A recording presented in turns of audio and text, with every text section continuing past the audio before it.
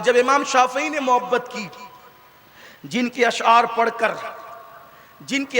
پڑھ کر میں نے بیان کی شروعات کی آج، آل النبی ذریعتی، مجھے اتنی لذت آتی ہے اس کو پڑھنے میں کہ میں اکثر اکیلے میں بھی اس کو پڑھتا رہتا ہوں. آل النبی ذریعتی وہم الیہ وسیلتی ارجو بہم اعطا غدن بید الیمین صحیفتی. فرماتے ہیں اہل بیت میرا ذریعہ اللہ تک پہنچنے کا، وہی میرا وسیلہ ہے، اور قیامت میں میرے سیدھے ہاتھ میں جو نام اعمال ہوگا وہ اہل بیت کے صدقے میں ہوگا. بار بار پڑھتا ہوں آل النبی ذریعتی وہم الیہ وسیلتی. اس کو امام احمد رضا نے یوں ترجمانی کی ہے، اصحاب نجوم رہنما ہے، کشتی ہے آل مصطفیٰ. تو امام شافعی نے جب اہل بیت سے محبت کی خوب تعریف کرتے تھے، ان کو لوگوں نے کیا سزا دی پتہ ہے؟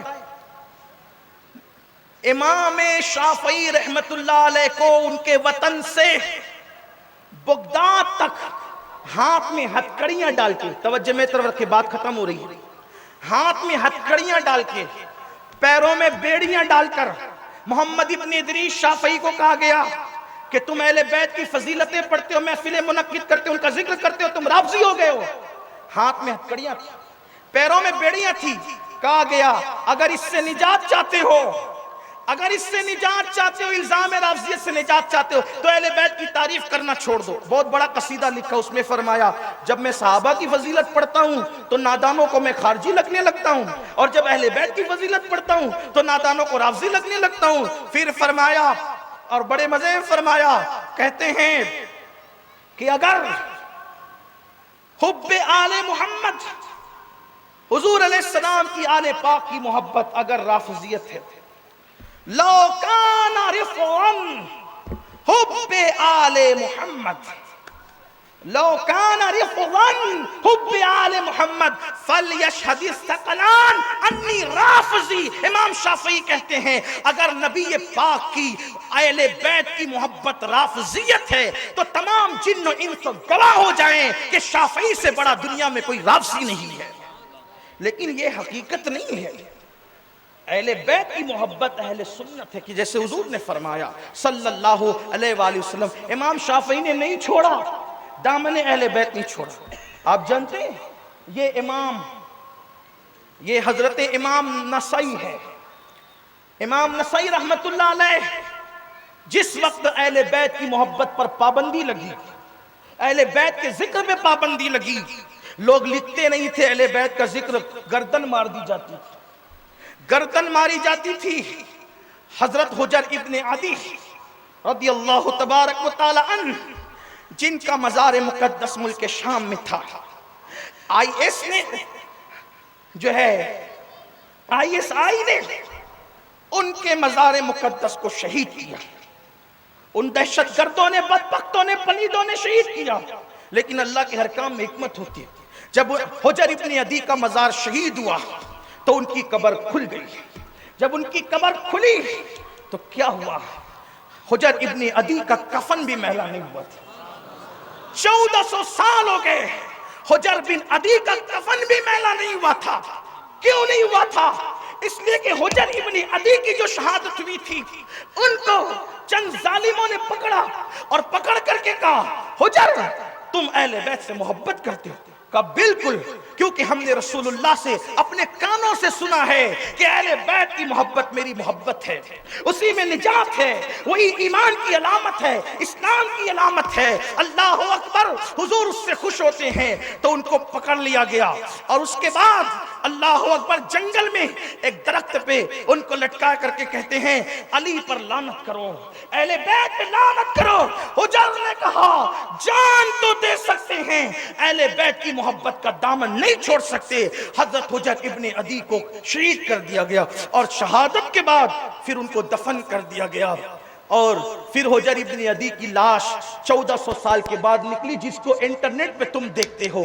یعنی اہل بیت سے محبت کرنے والے وہ نفوس ہیں جن کے کفن بھی میلے نہیں ہوتے.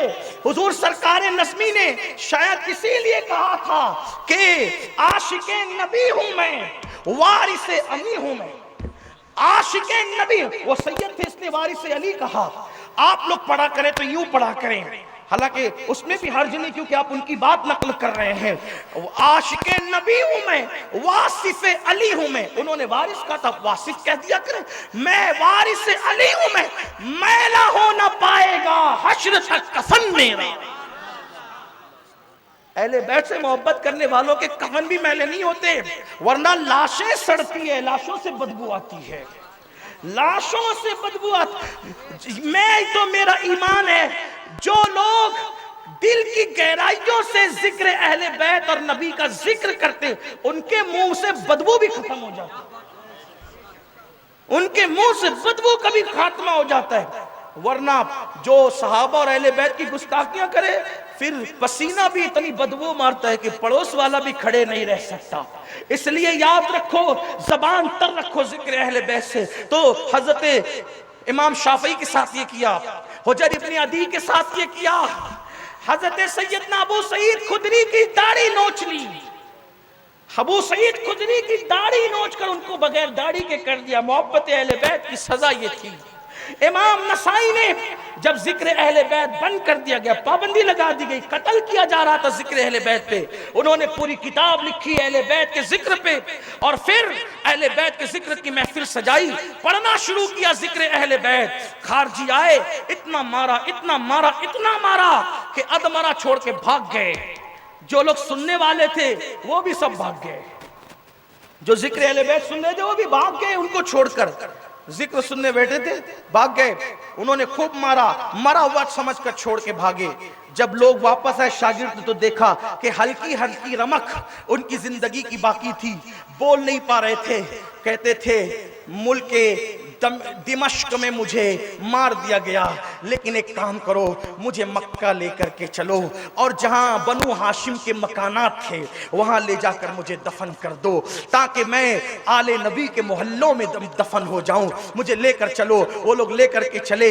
پھر رملہ کی زمین پر حضرت امام نسائی کی شہادت ہو گئی. لوگوں نے سوچا اب لاش کیسے لے کر کے جائیں، تو رملہ ہی میں ان کو کفن دے کر کے دفن کر دیا گیا.